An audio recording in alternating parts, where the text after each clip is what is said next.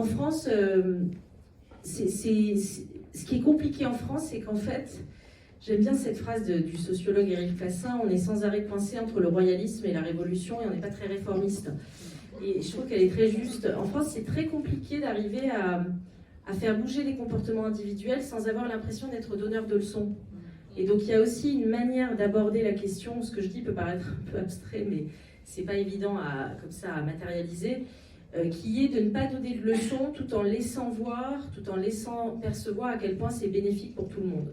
Donc ce sont des petits pas, c'est une œuvre de patience, j'étais tout à l'heure en Maya Angelou, qui est parfois assez frustrante, je dois vous le dire, mais qu'on doit continuer à avoir. Pour montrer petit à petit, regardez le sujet de l'IVG, il est intéressant parce que pourquoi à un moment donné l'opinion publique, 3 personnes sur 4 est favorable, alors que ça fait depuis 1975 et la loi Veil qu'on a commencé ce long chemin.